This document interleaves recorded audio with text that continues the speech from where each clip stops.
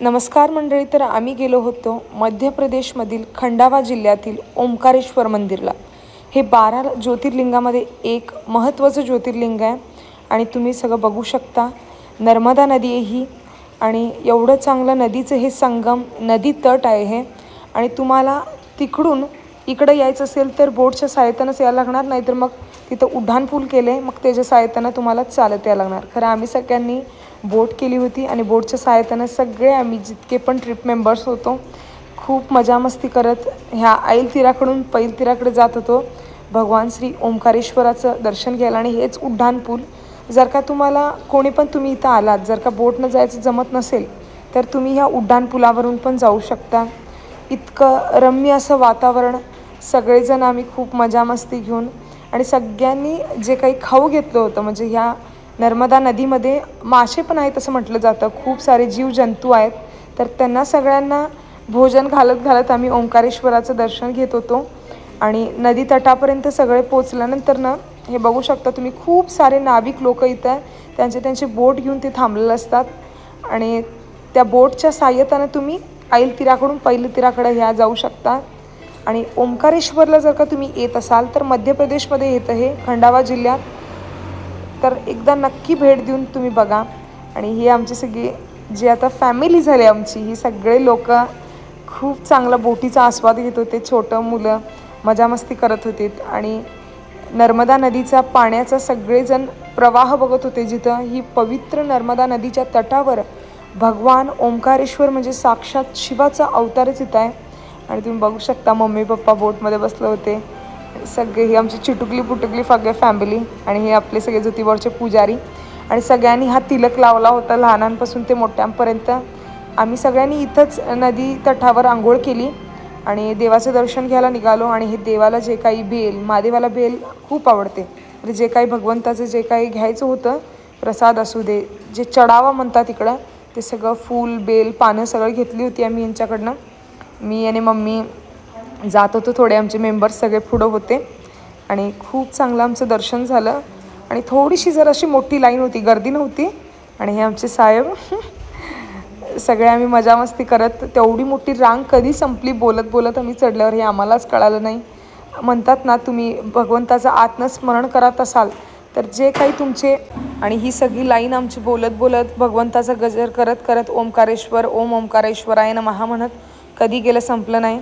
आणि इथं वर आल्यानंतर हे सगळे देवी देवतांचं पर्वतेश्वर महादेवचं मंदिर लागलं. सगळ्यांनी जे शिवलिंग होते छोटे छोटे सगळ्यांनी ह्यांचं दर्शन घेतलं. आणि जे कोण आमचे सगळे मेंबर्स होते सगळेजण त्यांच्या जे बुटीमध्ये बेल फूल होते सगळेजण वाहत होते. आणि तिथून आत गेल्यानंतर हे शनी मंदिर आहे. साक्षात शनी भगवान इथं प्रगट झाले असं म्हणतात. एवढ्या मोठ्या पर्वतावर शनी भगवंताचं एक मोठं मंदिर आहे तिथं. आणि तुम्ही जेव्हा मेन ओंकारेश्वर मंदिरच्या आत जाता, अशा गुफा टाईप आहे. हे खूप पूर्वीच्या 12वी शताब्दी म्हणजे 12व्या शतकातलं हे मंदिर आहे. आणि त्या काली भगवान ओंकारेश्वर इथं येऊन अवतरल्यावर हे खूप उंच पर्वत आहे. तिथं आल्यानंतर ना तुम्ही हे गुफेतनं यायला लागते. आता थोड्या सोयीसुविधा झाल्यामुळे बघू शकता पूर्वीचे सगळे मंदिर आहेत. आता सगळे सोयीसुविधा झाल्यामुळं सगळं व्यवस्थित अगदी त्यांनी त्या गुफेला कोरीव काम देऊन अगदी टाईल्स पीस लावले. आणि हे आमचे भटजी मामा, त्यांना घेऊन आम्ही जात होतो. आणि आम्ही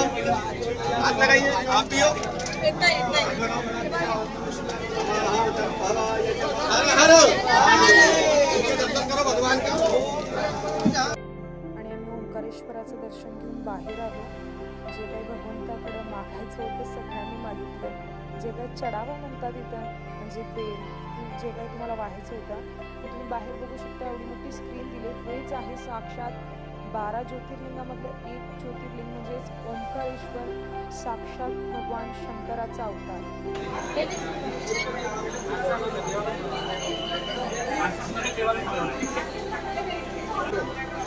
सभी लोग हाथ जोड़िए। नारायण नमस्ते गुरु ब्रह्मा गुरु विष्णु गुरुदेव महेश्वर गुरु साक्षात परब्रह्म तस्मै श्री गुरुवे नमः। नमः पार्वती पते हर हर महादेव। हेलो हेलो, सभी लोग हाथ लगा लो और आधा जल चढ़ा लो। अब एक दूसरे को हाथ लगाओ, एक दूसरे को हाथ लगा लो। नमः भवाय नमः भवाय नमः शंकराय नमः देवा पूजा जरूर करो सूर्यो देवता नमः देवता भगवान देवता विश्वे देवाय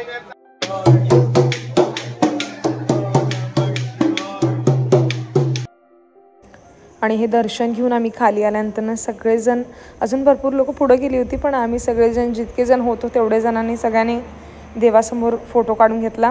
आणि हे तिथनं जेव्हा तुम्ही ओंकारेश्वराच्या टॉप मंदिरमध्ये असता तिथनं व्ह्यू दिसतं। खूप सारे लोक बोटिंग करत असतात, ज्यांचं दर्शन झालं असतात त्यांनी खूप म्हणजे ज्या नर्मदा नदीमध्ये पाण्याचा आस्वाद घेत असतात, सगळेजण बोटिंग करत असतात। खूप भारी वाटतं बघायला।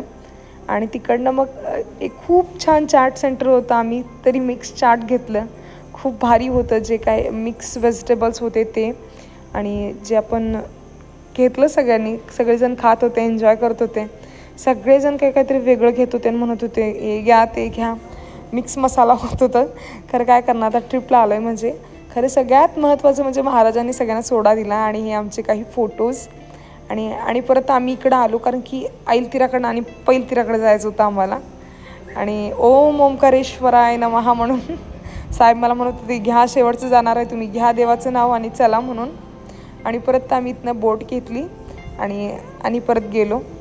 सारखं मम्मीला म्हणत होतो जायचं आहे, घे पाया पडून घे म्हणून। आणि आता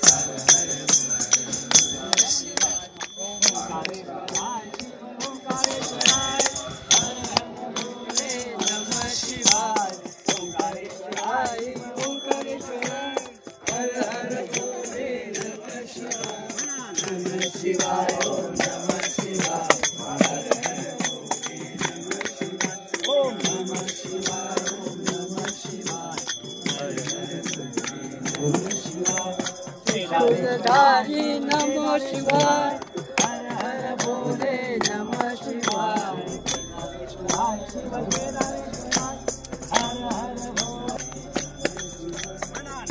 शिवाय, ओम नमः शिवाय, हर हर भोले नमः शिवाय, नमः शिवाय, ओम नमः शिवाय, हर हर भोले नमः शिवाय, नमः शिवाय, ओम नमः शिवाय, हर हर भोले नमः शिवाय, ओम नमः शिवाय, ओम नमः शिवाय, हर हर भोले नमः शिवाय, ओम नमः शिवाय, ओम नमः शिवाय, हर हर भोले।